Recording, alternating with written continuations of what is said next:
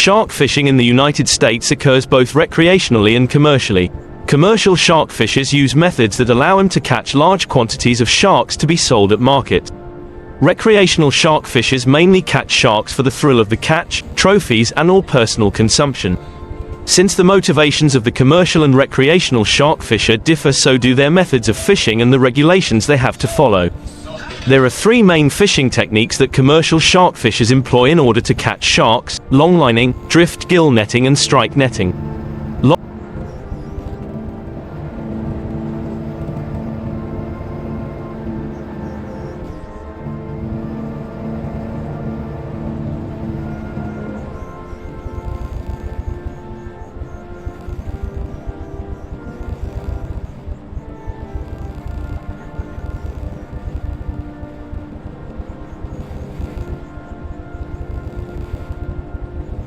Longlining is most popular along the Atlantic coast and the Gulf of Mexico and consists of a main line to which the fishermen attach hooks.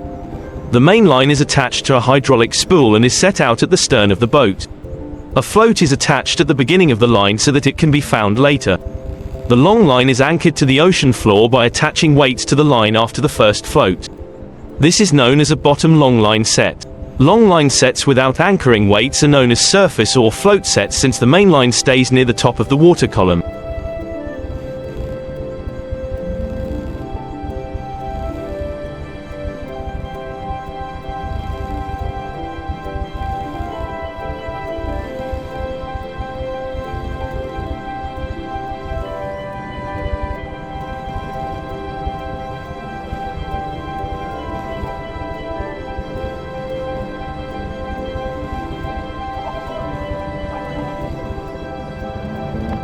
This allows the line to stay free floating near the surface, targeting pelagic and surface schooling sharks.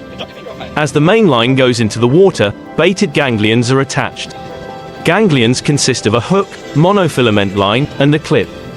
Most long line sets are 7 to 10 miles long and consist of 600 to 800 hooks. Once the appropriate number of ganglions are attached, a weight, if needed, and the float are attached, and the main line is cut free from the hydraulic spool. The line is then allowed to soak, usually overnight when sharks are most actively feeding.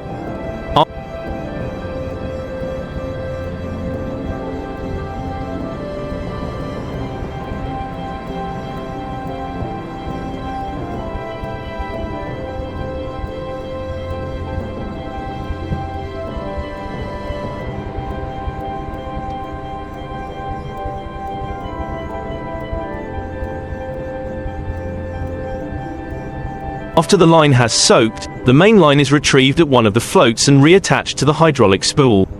The spool is then used to haul back the main line and the gear attached to it. As the ganglions return to the boat, they are removed from the main line and stored. When a shark is caught, it is usually brought aboard, finned and carcassed for sale.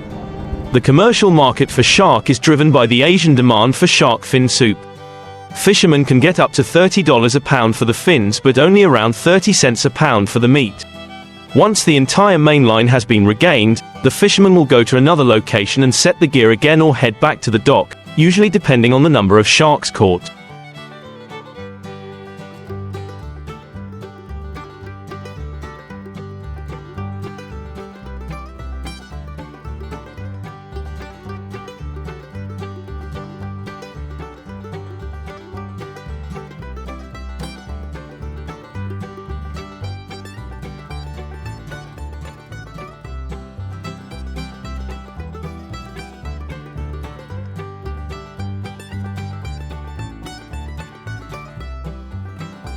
Longline shark fishing trips generally last 3 to 6 days.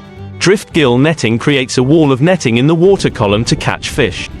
These nets generally are 800 to 1,000 fathoms in length and are stored aboard the gillnet vessel on a large hydraulic net reel.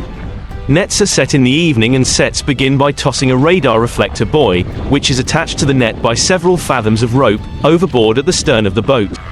The boat is then driven forward slowly, allowing the net to be deployed into the water. How fast the net is set out is controlled by the speed of the boat and hydraulic reel braking. As the net enters the water, it straightens itself out due to the lead and float lines.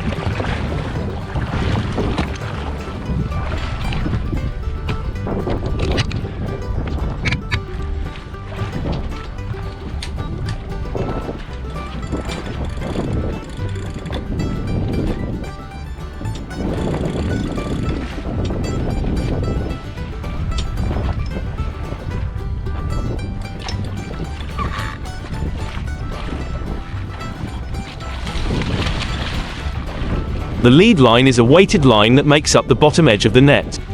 The float line is a non-weighted line, allowing it to remain higher in the water column than the lead line, creating the upper edge of the net.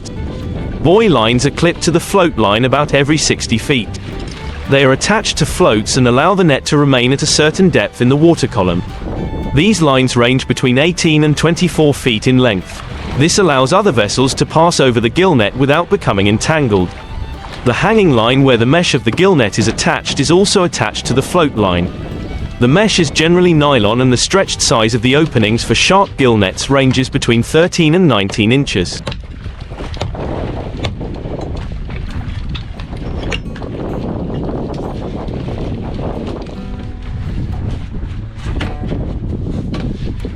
Good size gummy.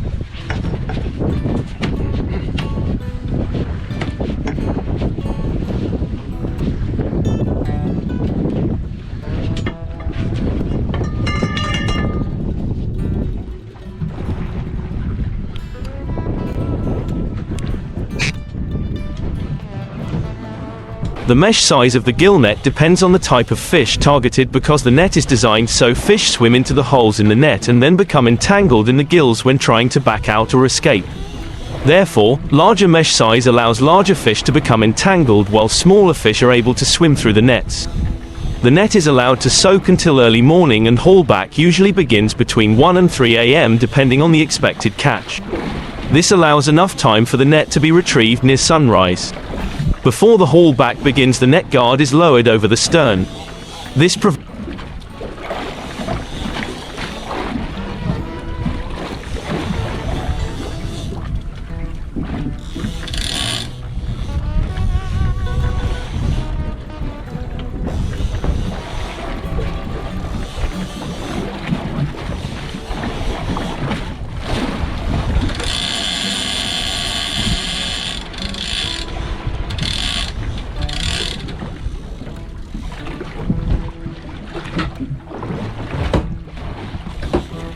the net from becoming tangled in the propeller while it is being retrieved.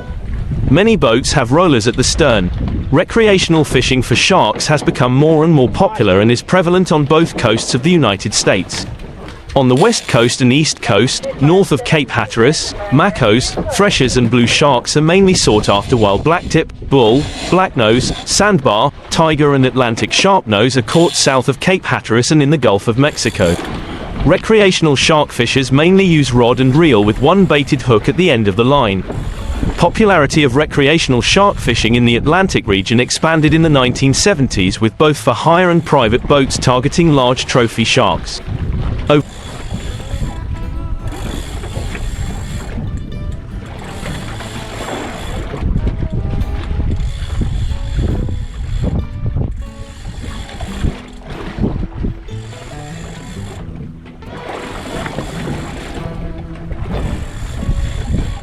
Over the last 20 years, recreational fishers' target has shifted to smaller species of shark. This could be due to a depletion of larger sharks resulting from increased fishing pressure and a change in public attitude towards large sharks from eradication to conservation. Fishing regulations regarding commercial and recreational shark fisheries differ, and both are continuously changing. Commercial fishing regulations are created by the National Marine Fisheries Services (NMFS) Highly Migratory Species (HMS) division, using the most reliable fishery stock assessment data available. HMS sets restrictions regarding what species can be caught, seasonal weight quotas, trip limit weight quotas and seasons for shark fishing. While trip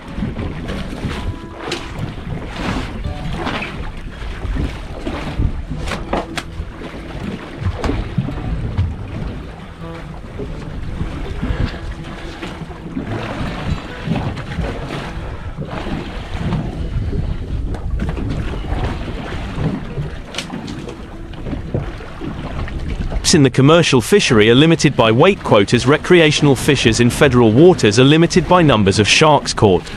State regulations are similar to federal regulations in the recreational fishery but differ between states. Whether commercial or recreational, federal or state, shark fishing regulations are in constant change according to the most recent fishery data. This way, the regulations can be adjusted in order to keep the fishery economically viable and sustainable for both commercial and recreational fishers. In recent years, regulations have become tighter on the shark fishing industry, as many species are now in need of stronger protections. Additionally, gill and strike netting operations have been significantly decreased following NOAA studies on the impact of bycatch, namely on protected marine mammals and large sharks. Well, we're going to release that smaller one. Just get the release weight on.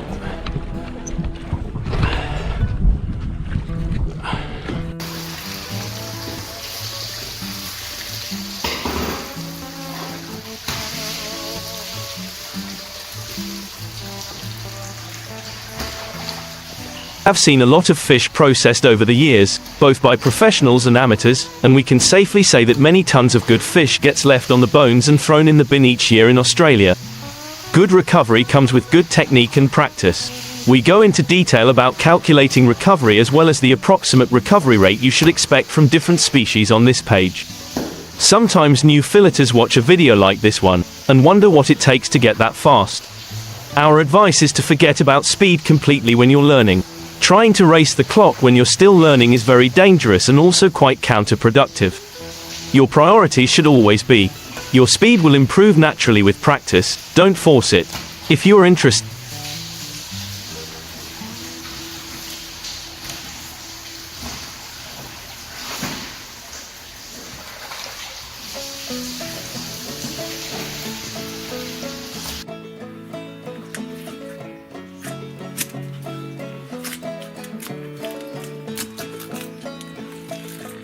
we have a bit more to say about this topic on our FAQ page.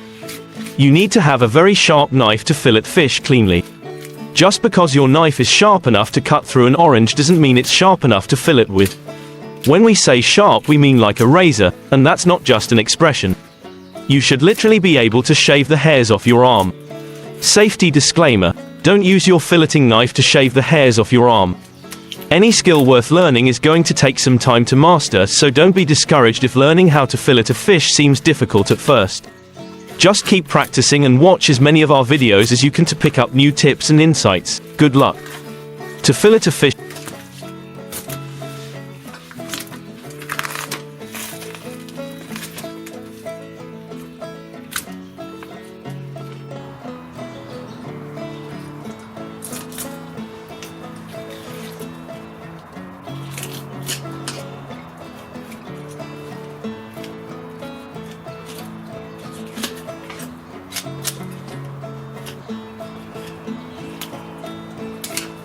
like a pro, you'll need a few basic tools like a sharp knife, a sturdy cutting board, pliers, and a flat surface. Start by checking if the fish is fresh. Look for clear eyes, bright red gills, and a fresh ocean smell. Next, we'll go through the cleaning process, explaining how to remove scales and guts effectively.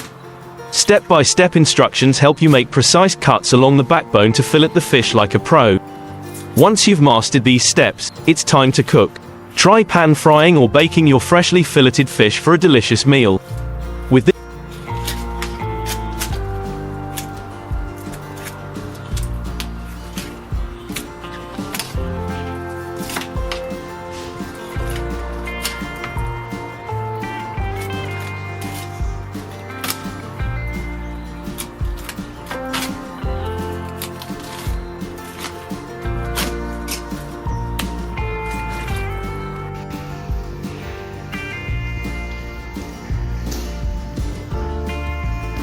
guide, you'll feel confident handling and preparing fish for any occasion.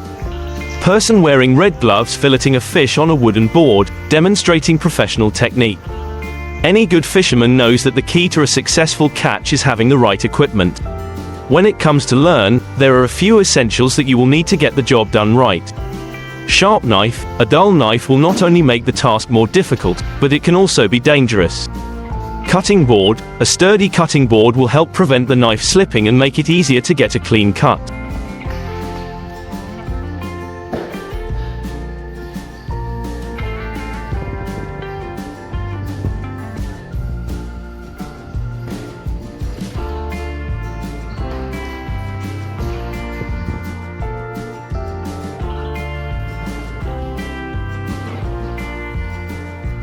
Pliers. These can be used to remove the fins from the fish and to help grip the slippery flesh. Flat surface. You will need a flat surface to place the fish on while you fillet it. A table or countertop will do just fine. With these items, you will be well on your way to filleting like a pro. Person pointing at a large fish on ice, preparing to demonstrate how to fillet it. While trying to clean your fish, check if it's still fresh first. There are a few indicators of whether a fish is good or not. Take a look at the eyes of the fish. They should be shiny and clear, not cloudy or sunken in.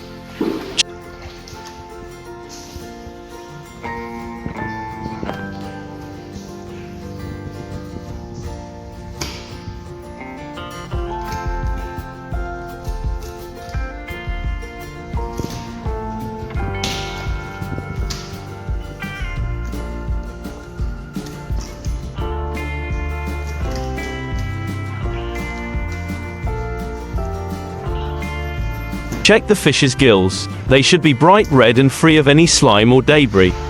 Take a sniff of the fish. It should smell slightly salty with no hint of ammonia. It is likely not fresh if it smells strongly of either of these things. Now that you know how to check if your fish is fresh, you're well on your way to becoming a master fisherman. Person expertly filleting a fish on a white surface, demonstrating professional technique. The first step in filleting a fish is to clean it. This can be done by simply gutting the fish and removing the scales.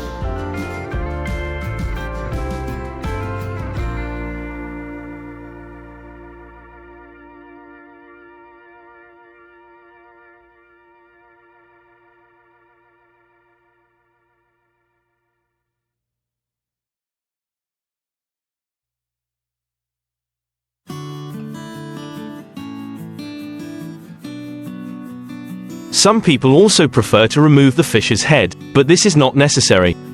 Start by making a V-shaped cut behind the head of the fish and cutting through the skin down the fish's spine to the tail. Next, you will need to remove the guts of the fish. You can do this by gently pushing your fingers through the V-shaped cut and pulling them out. Once the guts have been removed, you can remove the fish's scales. The easiest way to do this is to scrape them off with the back of your knife. Once the majority of the scales have been removed, you can rinse the fish off with cold water and pat dry to remove any remaining residue.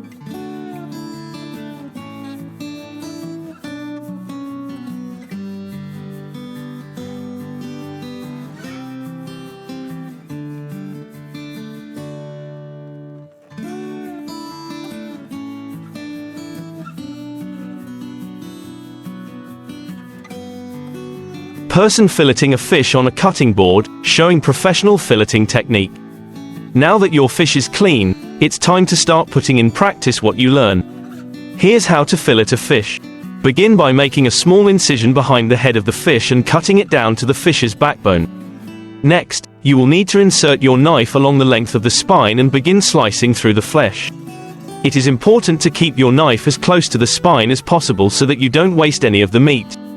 Once you have reached the fish's tail, you can begin to slice through the skin on the other side of the spine.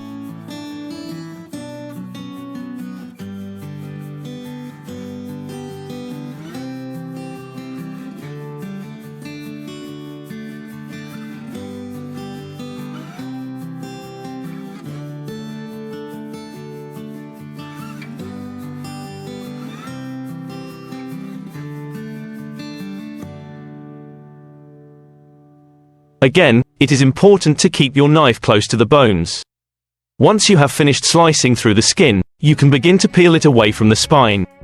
You may need to use your pliers to help grip the slippery flesh and carefully remove it. Once the fillet has been removed, you can repeat the process on the other side of the fish.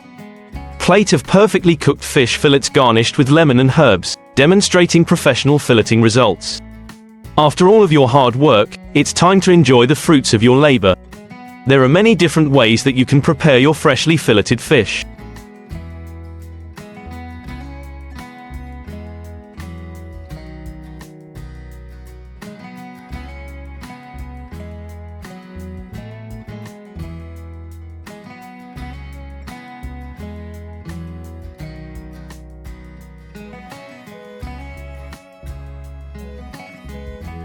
The best way to cook it will depend on the type of fish you have and your personal preferences.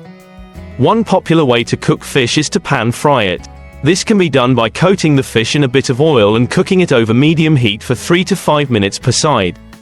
Another popular way to cook fish is to bake it. Place the fish on a baking sheet and cook it in a preheated oven at 350 degrees Fahrenheit for 15 to 20 minutes. And there you have it. Bon appétit! Now you know how to fillet a fish like a pro and cook it to perfection.